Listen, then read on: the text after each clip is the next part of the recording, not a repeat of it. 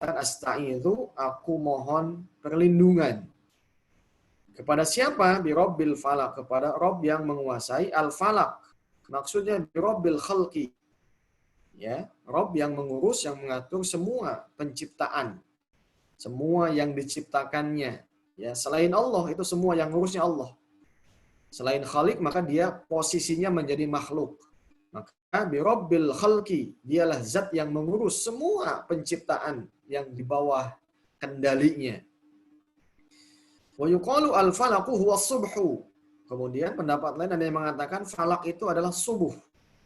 Nah, ini yang paling banyak dikutip oleh tafsiran-tafsiran di Kementerian Agama begitu ya. Atau juga yang lainnya. Jadi falak itu adalah as-subhu.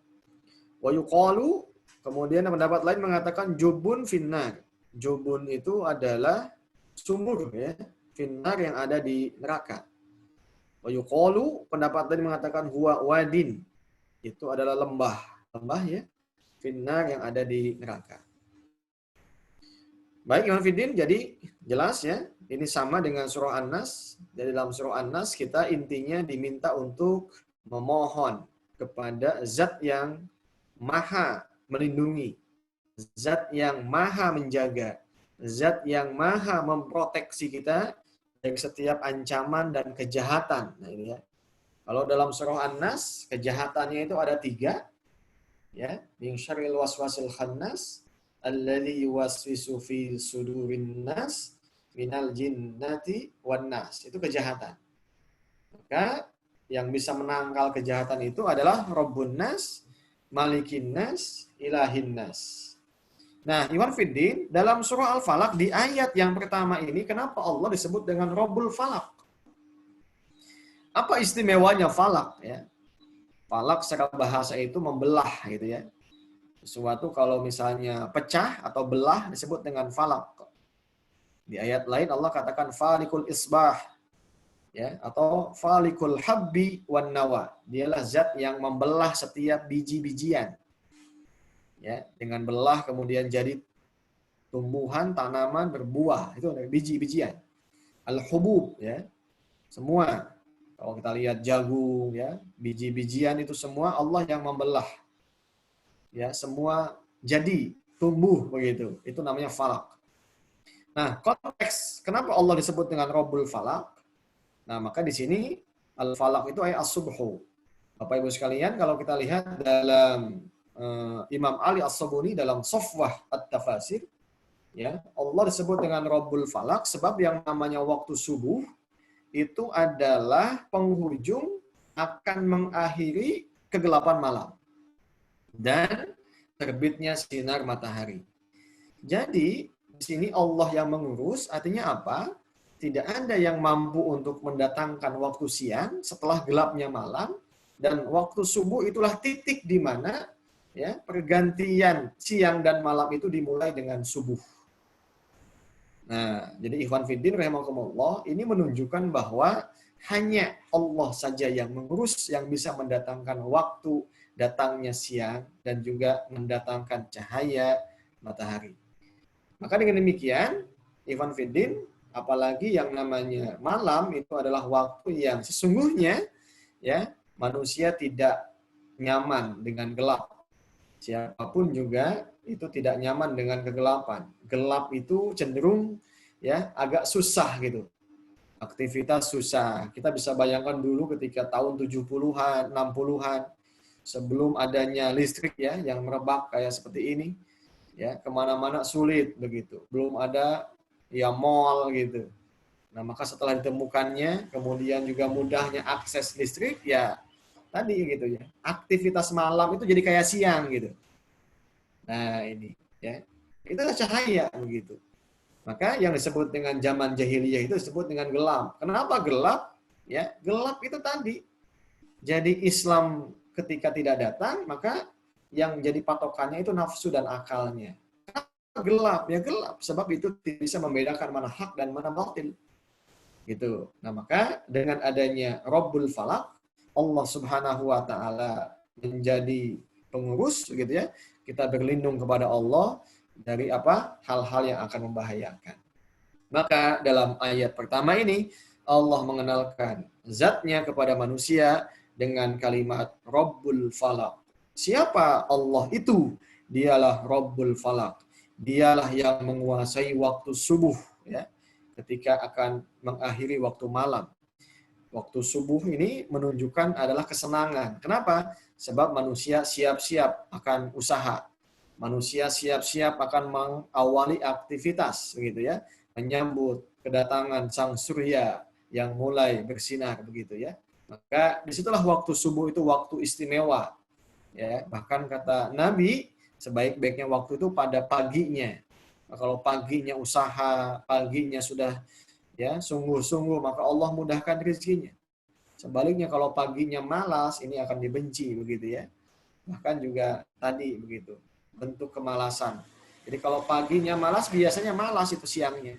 Ya, banyak godaannya. Sebab diawali dengan yang salah. Nah, yang lebih istimewa lagi di sini, makna al-falak itu adalah jubun finnar. Masya Allah ya, na'udzubillah. Jubun itu lembah atau sumur, ya, sumur ya finnar yang ada di neraka jahanam. Di tafsir lain ini Masya Allah ya, ditutup rapat, bahkan juga sangat panas sekali. Ya. Wa yuqalu huwa wadin, ada juga yang mengatakan maksudnya adalah lembah finnar yang ada di neraka jahanam. Maka kenapa kita mesti memohon kepada Allah? Sebab tidak ada daya upaya, tidak ada kekuatan, apalagi yang bisa menangkal bagaimana pedihnya siksa api neraka, kecuali hanya kepada Allah Subhanahu wa taala, ya. Nah, begitu ya Fiddin, maka Masya Allah, kalau seandainya Allah sudah kenalkan bagaimana neraka itu api, ya jangan jauh-jauh. Kalau manusia masih sombong, manusia masih kebal, ya coba saja, ya sentuh itu api, gitu ya.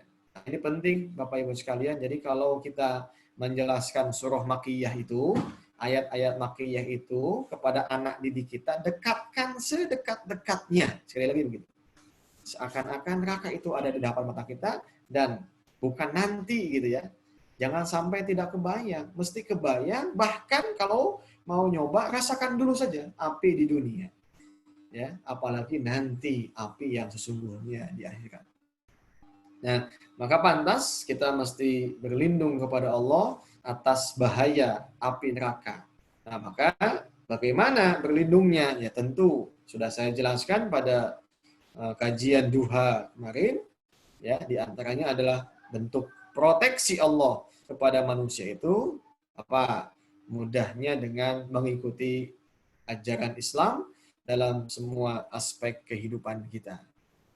Nah, kemudian di ayat kedua, min syarri ma khalaq. Apa yang mesti kita waspadai yang akan membahayakan, yang akan ya, membuat kita celaka? Ya, makanya kita hanya bisa berlindung kepada Allah, sebab selain Allah tidak bisa menjaga, mengayomi dan juga ya membuat manusia akan terjaga. Satu di sini, dari setiap kejahatan apa-apa yang telah Ia ciptakan. Bapak Ibu sekalian, jadi yang disebut dengan kejahatan apa yang Dia ciptakan, min kulli au min syarri zi kulli zi syarrin khalaq. Setiap kejahatan makhluk Allah yang telah Ia ciptakan. Ya. Jadi Bapak Ibu sekalian, di dunia ini semua punya khasyat. Apa itu khasyat? Khasyat itu potensi. Ya. Contoh misalnya yang namanya binatang itu ada binatang buas, ya, lajengking, ular misalnya, atau juga singa. Itu memang potensinya jahat. Begitu. Atau juga misalnya virus yang tidak kelihatan, ya. Nah, itu juga tadi begitu, punya potensi membahayakan. Nah, ketika itu semua punya potensi, maka bagaimana kita meminta, memohon isti'adzah atau iltija kepada Allah? Ya ikuti tupoksinya, ikuti kaidah-kaidah, langkah-langkah yang sudah Rasulullah contohkan kepada kita. Ya. Contoh kan penyakit-penyakit itu banyaknya itu apa? Datang melalui apa yang dimakan. Bahkan sampai-sampai dikatakan al-ma'iddatu baitud da'i wal himyatu ra'sud dawa. Ya, al-maidah itu ya, yang namanya perut itu adalah pusatnya penyakit. Wal himyah itu menjaga makanan adalah ya ra'sud dawa gitu ya. menjadi obatnya gitu. Nah, apalagi dalam Islam sudah dikatakan hal-hal yang memang makanan itu mesti dijaga. Termasuk apa? Ide-ide pemikiran yang akan meracuni umat Islam. Itu kejahatan juga begitu ya. Yang diciptakan. Ya memang manusia ini punya potensi jahat. Ya. Jadi termasuk bukan hanya binatang tapi manusia yang menciptakan ide, manusia yang menciptakan pemikiran, manusia yang menciptakan konsep yang tentu itu adalah mengubah konsep-konsep yang datang dari Allah Subhanahu wa taala. Itu jahat. Ya. Nah, kita minta mohon kepada Allah dari kejahatan. Jadi, kalau Allahnya saja, ini Allahnya saja, sudah mengatakan syarrun, kejahatan, maka ini bukan main-main. Gitu. Mesti kita waspadai. Ma khalaq, apapun yang dia ciptakan. Termasuk manusia. Gitu. Manusia yang tidak menggunakan potensi-potensinya untuk taat kepada Allah, cenderung dia itu memang akan berpotensi membuat kejahatan. Ya, ini kan kalau misalnya hanya binatang-binatang, ya tentu masih bisa diantisipasi. Tapi yang paling bahaya itu adalah kejahatan-kejahatan manusia. Ya. Kejahatan manusia dengan idenya melahirkan sebuah sistem pemikiran yang disebut dengan demokrasi begitu. Manusia dengan idenya melahirkan pemikiran tentang sekularisme. Manusia dengan idenya melahirkan sistem liberalisme, kebebasan begitu. Ya, bebas laki-laki dan perempuan, bebas hidup seenak-enaknya, bebas hidup semau-maunya, itu liberal. Ya, sekularisme itu kan jahat semuanya begitu ya. Dan ini yang akan membahayakan kelangsungan hidup keselamatan manusia. Ya. Nah, maka itu Allah akan memprotek semuanya begitu. Bagaimana supaya yang bahaya itu tidak bisa mengancam manusia. Yang ketiga, wa min syarri ghasikin idza waqab. Kejahatan yang patut kita waspadai yang akan ya, yang tidak ada yang bisa melawan kejahatan ini kecuali siapa? Dialah hanya Allah Subhanahu wa taala, maka kita diperintahkan untuk memohon kepada Allah atas apa? Ghasiqin, kegelapan malam idza waqaba, jika telah gelap gulita. Di sini penjelasannya min syarril lail idza dakhala wa ad. Ya. Jadi jika malam itu datang dan pergi ya, artinya berarti ini waqab ya, jika sudah mulai gelap malam itu. Ya, jadi kalau sudah gelap itu malam, maka ini disebut dengan apa namanya? Kejahatan. Kenapa memang yang namanya kejahatan itu dilakukannya malam begitu. Kenapa malam? Sebab orang bersembunyi di balik gelap itu. Ya. Maka ini hati-hati kalau dalam surah An-Nas apa? Setan itu bersembunyi di balik apa? Di balik bisikan hati, ya. Nah, maka di sini dalam surah Al-Falaq, kejahatan itu bersembunyi di balik kegelapan. Maka jangan aneh kalau malam itu kita harus senantiasa baca doa, mengawali tidur dengan doa, sambil punya wudhu, begitupun juga adab-adab bagaimana kita menghadap kiblat, kemudian juga iltija, begitu ya, dibaringkan ke sebelah kanan badan kita. Masya Allah ya, ini adab-adabnya begitu. Nah, termasuk di sini adalah kejahatan malam jika telah gelap gulita. Maka malam itu identiknya dengan jahat gitu. Identiknya malam itu dengan hal-hal yang negatif. Maka lihat coba ya, munculnya kejahatan kupu-kupu malam ya, prostitusi, diskotik itu malam gitu kan. Kemudian juga begal itu juga malam gitu ya. Maka jahiliyah juga malam gitu. Ya, maka kalau ada orang yang otaknya waras begitu, sebetulnya dia tidak ada yang menolak cahaya siang itu. Jadi kalau Islam yang dibawa oleh Nabi Muhammad SAW itu bagaikan cahaya, ya, yang menyingkap semua apa kejahatan-kejahatan, modus-modus yang selama itu terjadi pada bangsa Arab jahiliyah, maka hanya orang yang senang dengan kejahatan yang tidak terima datangnya Islam. Siapa? Dialah Abu Jahal, dialah Abu Lahab, dialah Abu Sufyan yang malah menjegal Nabi. Sebab kenapa? Sebab mereka ini sudah nyaman dengan gelap, dengan kemaksiatan, dan dengan kejahatannya. Ya, tapi yang hatinya bersih, suci, yang akalnya mau digunakan untuk berpikir, pasti menjadikan dan mengambil Islam ya sebagai landasan kehidupan. Nah, pun demikian saat ini, jika saat ini ada orang yang menentang Islam, tidak sepakat dengan syariat Islam, tidak setuju dengan ajaran Islam, bahkan dituduh Islam mengancam, ya berarti ya yang menuduh itu merasa terancam. Sekali lagi, kalau ada yang menuduh Islam itu ancaman, maka hakikatnya dia sedang terancam. Ya, sebab tidak ada yang akan terancam kecuali tukang jahat, tukang zina, tukang maling, tukang korupsi, ya. Gitu. Sebab dalam Islam akan berat sekali hukumannya. Az-zaniyatu waz-zani fajlidu kulla wahidin minhuma mi'ata jaldah. Ya, yang ghair muhsan itu difajlidu, dijilid 100 kali. Dalam hadis tambah diasingkan selama 1 tahun, tidak boleh berinteraksi dengan masyarakat halayak begitu. Sebab itu adalah fahisyah. Nah, baik, selanjutnya wa min syarrin naffatsat. Nah, ini kejahatan yang mesti kita waspadai ya. Tiupan-tiupan para tukang sihir. Ya. Kejahatan para penyihir yang modusnya muhayyijat. Al-akhidat as-sahirat an-nafikhat. Ya, yang menyulut. Kemudian al-akhidat yang menghembuskan, as-sahirat an-nafikhat yang meniupkan. Yang menghembuskan, yang menyulut, yang meniupkan. Ya. Jadi ada yang tiupan dengan angin, ada yang tidak dengan angin, gitu ya. Nah, atau juga mungkin modusnya dengan yang lain. Nah ini. Jadi memang ini kejahatan-kejahatan yang Allah sudah sampaikan. Nafasat, gitu ya. Tiupan-tiupan, hembusan-hembusan, begitu ya. Yang sengaja memang digunakan oleh tukang sihir ini. Dulu asbabun nuzulnya sama dengan surah An-Nas yang dipakai oleh siapa? Lubaid bin Aqsam al-Yahud yang sempat ya menghipnotis Nabi begitu. Dengan lilitan sisir 12 lilitan yang pada waktu itu yang ditusuk-tusukan.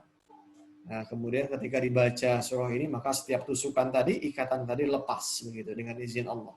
Nah, maka jangan aneh kalau seandainya dalam kehidupan kita saat ini, dalam kehidupan yang jauh dengan Islam, dalam kehidupan yang tidak lagi mengindahkan halal dan haram, dalam kehidupan yang semua boleh ketika disepakati, dalam kehidupan semua manusia boleh membuat aturan, ya lagi-lagi kehidupan saat ini adalah menghalalkan melalui hal-hal yang bersifat gaib, ya orang yang menghipnotis, menjatuhkan, ya meniupkan sihir dan lain sebagainya demi kepentingan semata. Nah maka cukup bagi orang yang beriman tangkal saja dengan membacakan surah Al-Falaq. Kemudian pada selanjutnya fil uqad ini ya. Jadi min syarri hasidin dan bahaya hasud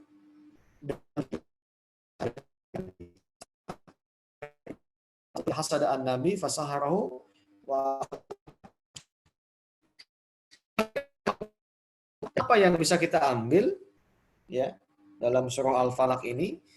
Jadi Al-Falaq ini melengkapi surah An-Nas ya. Jadi kalau dalam An-Nas yang sudah kita bahas bagaimana kita isti'adzah memohon perlindungan kepada Allah dari setiap ancaman yang akan membahayakan. Ini pun juga sama ya, kita isti'adzah kepada Allah dari ancaman-ancaman yang membahayakan kita. Nah, semua ancaman-ancaman tadi jangan takut sebab hanya Allah yang bisa menjaganya. Hanya Allah yang bisa menyelamatkan manusia.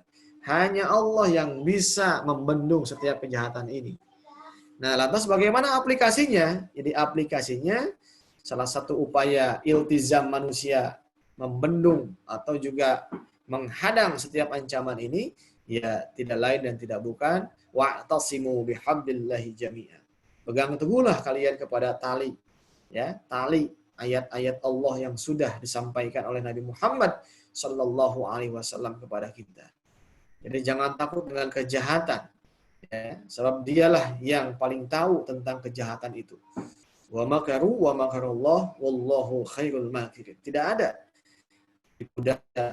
rencana jahat kecuali dialah yang maha hebat, maha berencana yang menggagalkan setiap rencana-rencana jahat. Nah, jadi ikhwan fillah rahimakumullah ini penting ya. Sekali lagi, kenapa ini menjadi ayat atau surah yang 113 ya. Jadi yang ini kalau dalam bahasa bulu tangkis lastu gitu ya.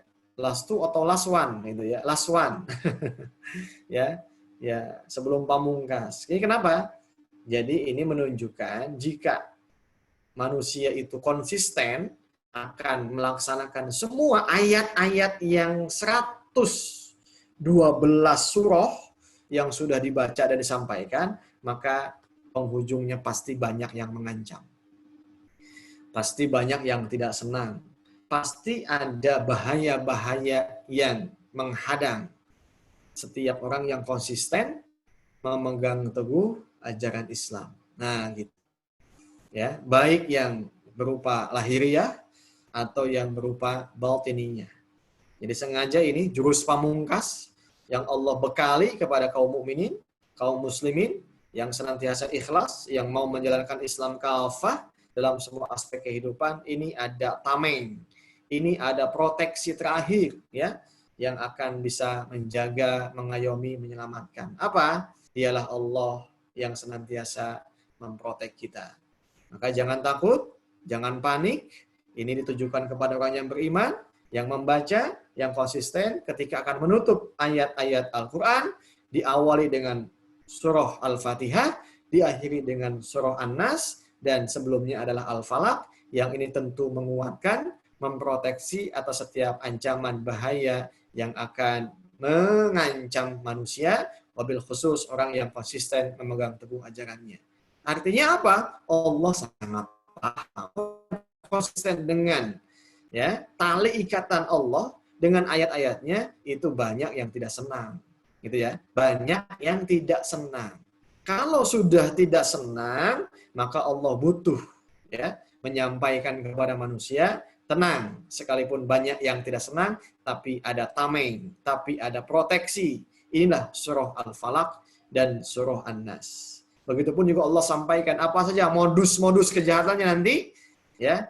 Tadi sudah dalam Al-Falaq yaitu min syarri waswasil khannas alladzi yuwaswisu fi sudurin nas minal jinnati wan nas. Kemudian ditambah min syarri ma khalaq wa min syarri ghasikin idza waqab wa min syarri naffatsati fil 'uqad, dan yang terakhir ya wa min syarri hasidin idza hasad. Ya. Kenapa hasud ini menjadi ancaman? Ikhwan Fidin, penyakit ya, penyakit yang paling lawas, yang paling pertama kali ada itu penyakit hasud.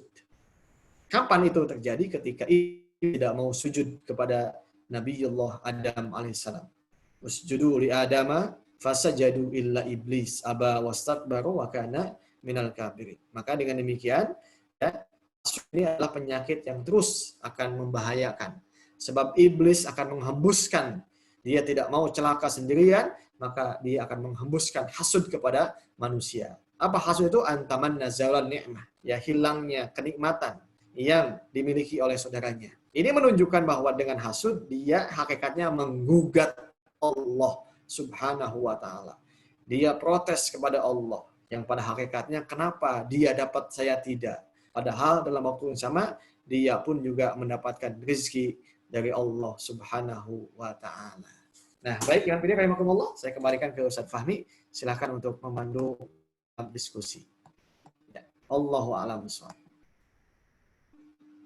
Alhamdulillah, materi pada pagi hari ini melanjutkan tafsir Quran surat Al-Falaq, berkaitan masih nyambung dengan pertemuan kita kemarin, tafsir Quran surat An-Nas. Kita berlindung kepada Allah Subhanahu wa taala dari berbagai macam ancaman, dari kejahatan, baik itu di waktu malam, bahkan kemudian penyakit yang ini juga berbahaya, itu penyakit hasud, di mana kemudian tadi disebutkan oleh Ustaz bahwa penyakit hasud itu penyakit lawas, di mana kemudian iblis tidak mau kemudian sujud atas perintah Allah kepada Nabi Adam. Nah, para jemaah sekalian, kita masuk ke sesi diskusi. Mangga para jemaah yang ingin bertanya langsung berkaitan dengan tafsir Quran surat Al-Falaq kepada Pak Kiai bisa menggunakan via chat di ruang Zoom ini. Fasilitas itu bisa Bapak dan Ibu sekalian para jemaah bisa pergunakan untuk memberikan pertanyaan-pertanyaan yang ingin ditanyakan pada kesempatan pagi hari ini. Mangga dipersilakan. Alhamdulillah. Ya. Ada? Silakan. Sementara belum ada. Ya, kalau belum ada begini, ya, saya ingin tambahkan. Jadi apa sih manfaat yang kita bisa ambil setelah mengkaji surah Al-Falaq dan surah An-Nas? Jadi Ikhwan Fillah begini, kalau kedua surah ini dulu itu memang kejadiannya langsung menimpa Nabi, bukan yang lain ini. Kenapa menimpa Nabi? Sebab Nabi itu dibenci oleh musuh-musuhnya. Salah satunya siapa? Orang Yahudi. Nah, maka kalau seandainya kita saat ini mengikuti jejak langkah Nabi, mendakwahkan Islam yang sama dengan yang dibawa oleh Nabi, mendakwahkan Islam yang sama yang dibawa oleh sahabat, tabi'in, tabi'in, dan para ulama salafus saleh, maka jangan aneh kalau ancaman-ancaman itu pun juga ditujukan kepada kita. Gitu. Ya. Jadi potensi ancaman itu ada.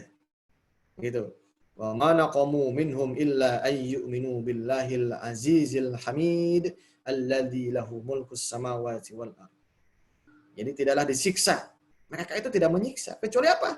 Disiksa itu alasannya hanya mengatakan ya, iman kepada Allah saja.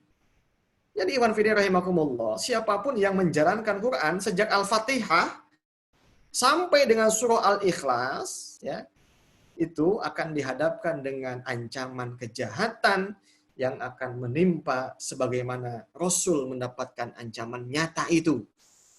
Baik yang zahir ataupun yang batin. Ya, contoh misalnya Rasul diintimidasi, Rasul kemudian juga akan dibunuh, Rasul juga akan dianiaya. Sahabat-sahabat Nabi mengalami hal yang sama. Siapa? Contohnya adalah bagaimana Sumayyah begitu ya. Tuh, Isbir, kemudian juga Al, keluarganya Yasir, Sumayyah. Itu semua adalah bukti nyata.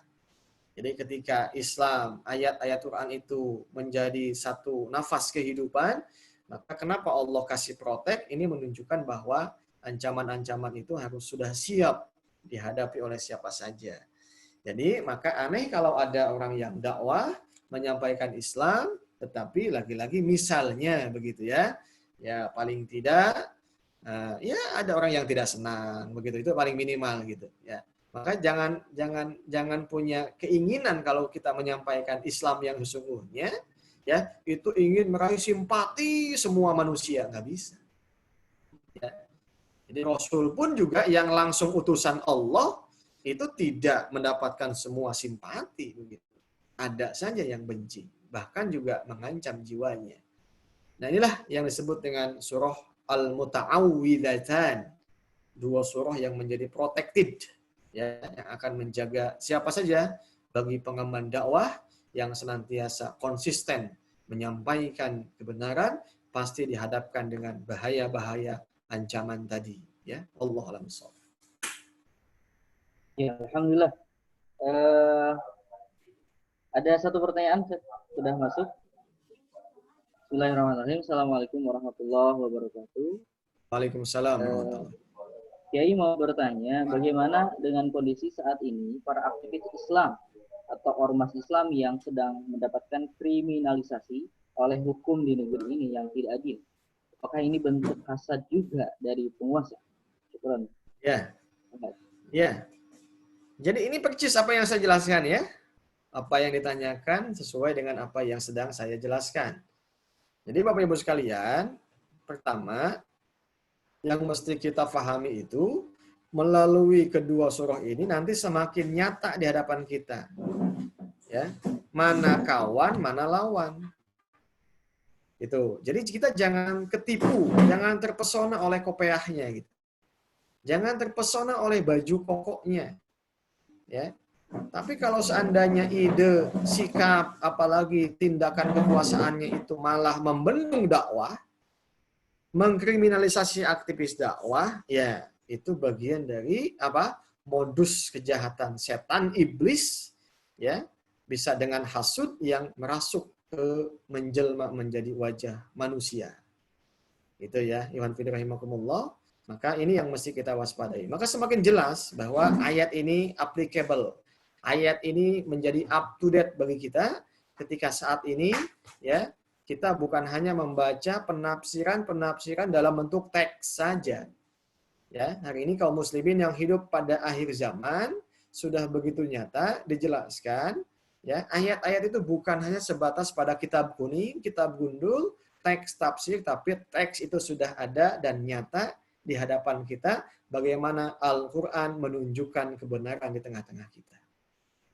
Apa yang kita baca faktual terjadi, bukan direkayasa, bukan dibuat-buat, ya.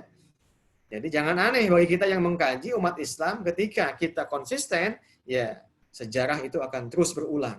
Kejadian yang sama dulu menimpa kepada Nabi, kepada sahabat, kepada tabi'in, kepada ulama-ulama, itu pun juga akan teralami ya di copy paste kepada generasi kita. Wallahu a'lam bishawab. Ya, alhamdulillah. Berarti tadi persis seperti apa yang kemudian disampaikan bahwa penyakit hasad itu Hasad begitu ya. Ini hasad begitu. ya, hasad. Jadi kan hasad itu kan tadi siapa? Penyakit iblis. Cuman iblis kalau menjelma langsung, nah itu pasti ketahuan kamu iblis. Gitu. Nah, maka yang namanya iblis itu halus, dia masuk ke hati manusia supaya nggak ketahuan iblisnya. Bersembunyi di balik kejahatan manusia. Padahal manusia yang belajar ilmu Allah, dia tahu, wah, di belakang itu iblis. Gitu ya. Jadi kalau ada yang nggak senang dengan kaum muslimin, padahal yang nggak senangnya itu Islam juga. Nah, itulah Islam yang dirasuki oleh hasudnya iblis. Nah, gitu. Allah alam shawab. Ya, alhamdulillah. Masuk lagi pertanyaan baru Ustaz, dari Ibu Ya, Fatin sepertinya. Assalamualaikum. Mohon diperjelas arti hasad, dengki, iri, penyakit hati lainnya. Bagaimana untuk menghindari dan mengobatinya? Ya, jadi Iwan Fiddin sekali lagi ingin saya tegaskan. Jadi hasad itu antamanna zawalan ni'mah ya min ghairika. Jadi seseorang yang ingin punya ekspektasi ya selalu berambisi setiap ada nikmat yang Allah ya berikan kepada saudara kita sesama muslim, maka dia nggak terima gitu. Dia nggak mau tuh.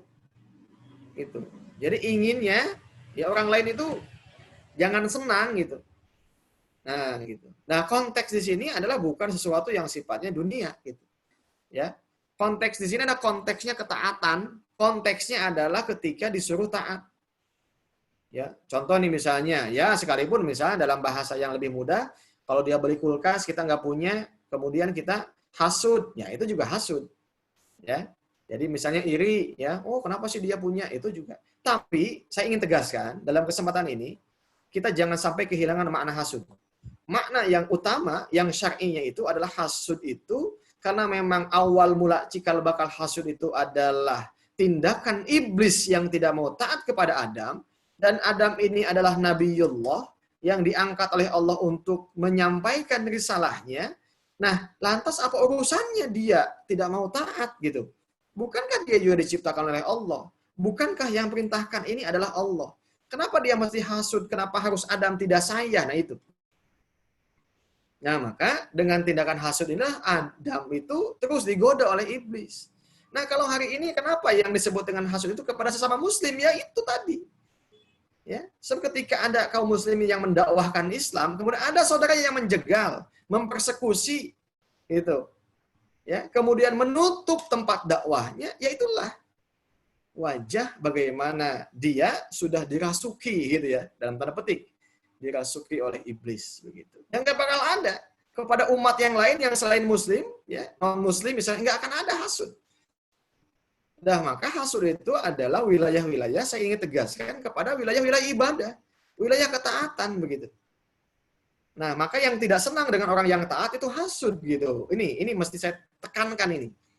Jadi kalau hanya sebatas hasud, misalnya dia punya uang, kita nggak punya uang, kemudian dia punya istri cantik, saya enggak misalnya, itu kecil, itu hasud juga memang betul gitu ya. Tetapi konteks yang paling kita mesti pahami, konteks hasud itu adalah tadi gitu. Ketika bagaimana yang aslinya iblis, maka kenapa ini bahaya? Sebab setiap ada penyakit hasud, pasti di balik itu ada iblis. Tuh ya, maka Allah menyampaikan ini jahat sekali gitu. Ya, jahat sekali. Maka kalau kita saksikan betul apa yang ditanyakan, ya. Biasanya hasud itu menimpa terjadi kepada siapa? Muslim dengan muslim. Terutama muslim yang taat, muslim yang mau konsisten, muslim yang mau menegakkan kebenaran, pasti di sana ada orang yang hasud. Wallahu a'lam bishawab. Jelas ya, mudah-mudahan itu Umi Fatin ya tadi yang menanyakan. Ya, alhamdulillah pertanyaan kedua sudah terjawab. Nah, kalau fakta begini, Seth. Ya, Hari ini ada sebagian orang juga keliru memahami misalnya.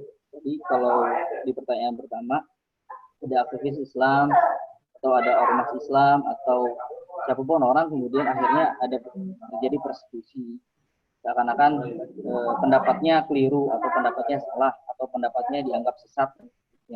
Ya. Akhirnya ada orang juga berpendapat keliru berkaitan dengan apa itu nasihat, apa itu kritik, apa itu menjelekan orang lain. Akhirnya ada orang yang memberikan masukan, usulan, kritik, kemudian dipersekusi. Tapi ada orang yang kemudian memberikan nasihat, dianggap itu menjelekan dan seterusnya. Bagaimana menyikapi hal tersebut? Ya, intinya ini sudah nggak fokus kalau begitu ya.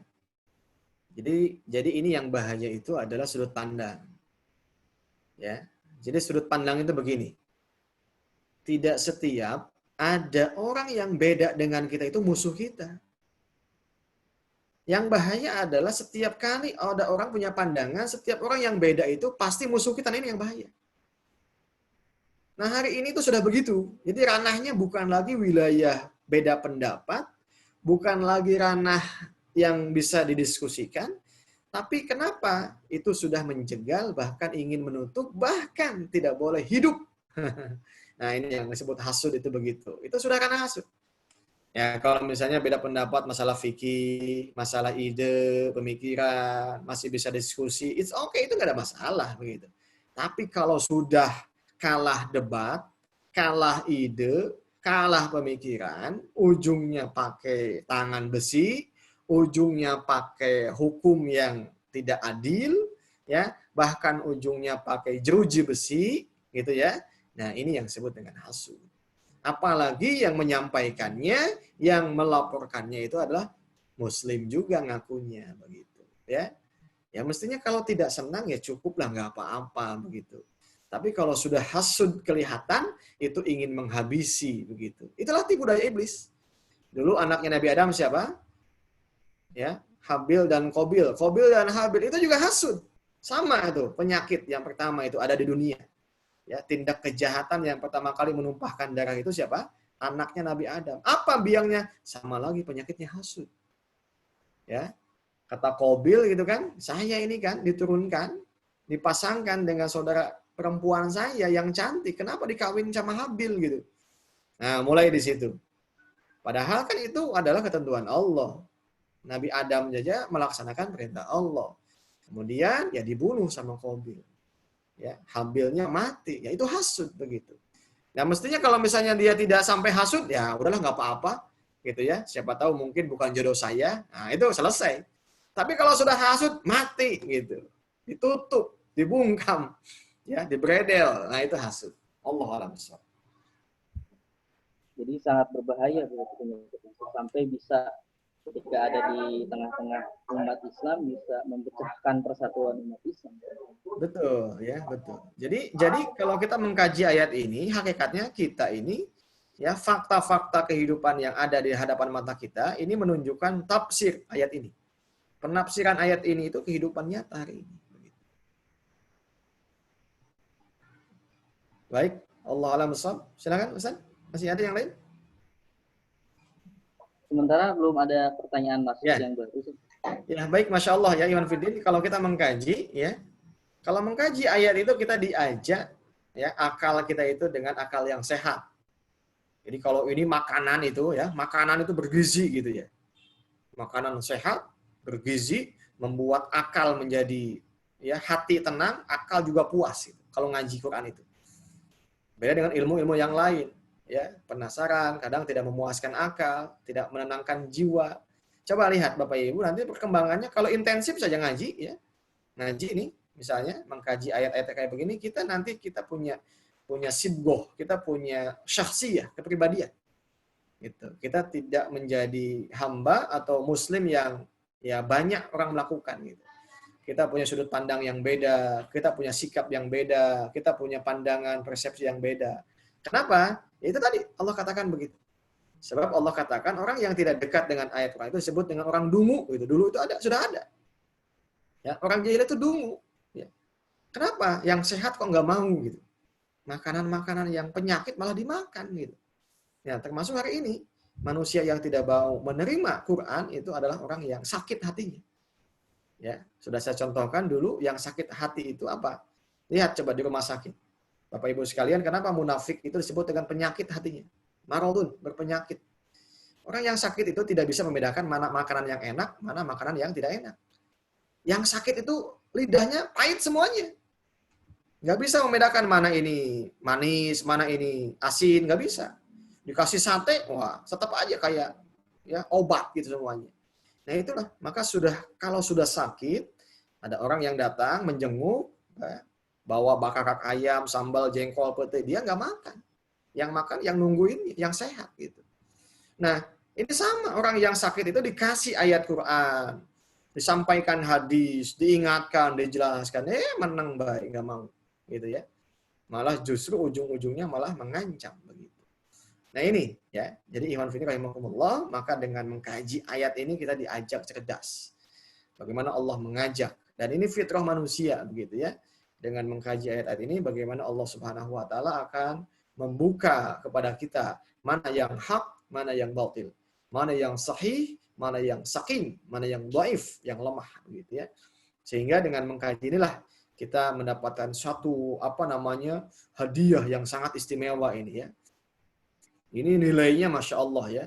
Bapak Ibu sekalian mengkaji kayak begini, ini nggak bisa dinilaikan dengan berapapun jumlah uangnya itu kalau faham umat Islam itu. Kalau tahu bahwa ya mengkaji ini afala yatadabbarunal Qur'an am ala qulubin aqfaluha. Ya, tadabbur ayat kayak model begini itu Masya Allah. Andai saja manusia faham pasti akan berbondong-bondong. Ya, sebab di akhir zaman ini tidak ada ilmu yang bisa memuaskan akal kecuali kembali kepada ayat Quran. Tidak ada yang bisa menenangkan jiwa. Ya, ilmu-ilmu buatan manusia itu kacau semuanya, nggak ada yang bisa diamalkan hari ini. Yang satu ngomong A, dua ngomong B. Faktanya nggak ada hari ini tuh. Konsep-konsep teori yang dibuat manusia itu hari ini semua tidak ada yang mengindahkan begitu ya. Susah, bingung, pabaliut gitu ya. Nah, itu ya. Maka kembali ke Al-Qur'an itu adalah jelas dan tegas. Wallahu a'lam bishawab. Silakan Ustaz kalau mau menyapa ini para pemirsa banyak sekali alhamdulillah mudah-mudahan. Alhamdulillah. Sapa dulu. Jamaah sekalian, ini sudah ada 24 partisipan, cukup banyak. Dari para peserta sekalian untuk kajian tafsir. Ya, saya mohon izin ingin menyapa Pak Mutasodirin. Mohon admin diangkat mute-nya. Nah, kita dialog sedikit. Masya Allah.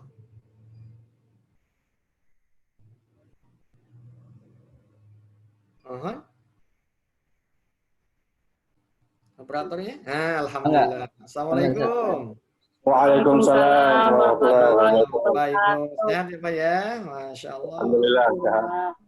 Kita dipertemukan oleh Allah ya Pak ya lewat media ini mudah-mudahan. Kita bukan hanya di dunia Pak, di akhirat nanti kita berjumpa lagi insya Allah. Ya, Bapak Ibu di mana ini? Di Perum BIP Pak. Alhamdulillah, Masya Allah. Ya, silahkan Pak, apa yang mau disampaikan, masukannya, atau ungkapan-ungkapan perasaan setelah mengikuti kajian I'tikaf online ini Pak. Silahkan Bapak. Alhamdulillahirabbil alamin. Melalui media ini kita bisa sama-sama belajar, bisa sama-sama mengisi di 10 hari yang terakhir. Mudah-mudahan di 10 hari yang terakhir ini kita lebih bermakna, lebih bisa memaknai Ramadan ini, dan mudah-mudahan ini menjadi wasilah turunnya sebuah kebaikan bagi kita semua. Amin ya rabbal alamin. Iya. Bapak tahu melalui media apa Pak? kajian online ini?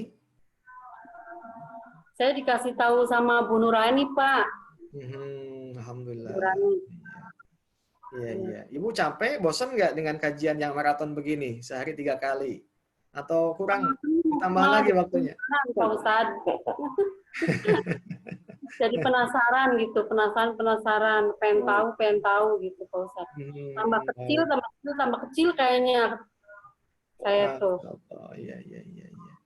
Ya, baik. Yang menyimak siapa lagi di situ, Bu, selain Bapak dan Ibu? Anak saya yang namanya Fahda, Pak, lagi sakit di rumah sakit. Sekolahnya di Man Purwakarta. Masya Allah. Nanti kita doakan ya. Juga Pak Ustadz. Masya Allah. Iya. Insya Allah ya, kita doakan nanti. Semoga cepat sembuh putranya. Sekolahnya di Alia Negeri Purwakarta. Iya. Kenal sama Pak Ustadz ya, Pak Ustadz.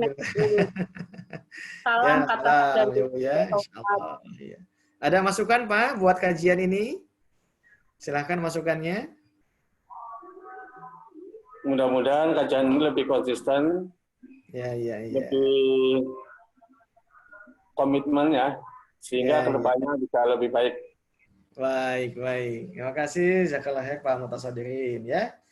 Baik, Jazakallah khair, silahkan di admin ditutup kembali. Ya, silakan saya kembali ke Ustadz Fahmi.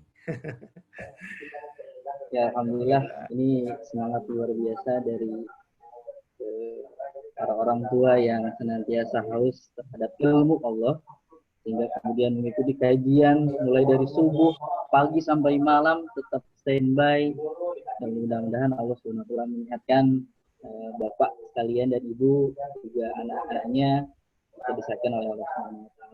Iya. Ada waktu 3 menit untuk closing statement. Baik, Bapak Ibu sekalian, ya. Mohon doa keikhlasannya untuk putra Pak Mutasodirin, saudara kita, jamaah kita ya, yang sedang ditimpa musibah. Semoga Allah cepat mengangkat penyakitnya, Bapak Ibu juga mendapatkan kesabaran, dan mudah-mudahan melalui kajian online ini Bapak diganti, Pak. Setiap waktu kebaikan termasuk materinya diganti sama Allah, dan ini adalah peluang yang sungguh sangat istimewa. Baik Bapak Ibu sekalian, jadi pada penutup kajian kali ini sekali lagi bahwa surah Al-Falaq itu adalah bentuk protek ya. Jadi kita jangan takut lagi sama setan, iblis, apalagi yang goib ya. Ya, dia bacakan saja. Kemudian kepada yang setan menjelma menjadi manusia, tinggal cukup kita mengkaji ajaran Islam ya, fahami ayat-ayat Quran, setiap langkah, ucapan dan tindakan insya Allah kita tidak akan dibajak dan dipalingkan ya ke jalan yang lain. Istiqomah di jalan Allah, maka Allah akan menurunkan ketenangan kepada kita insya Allah.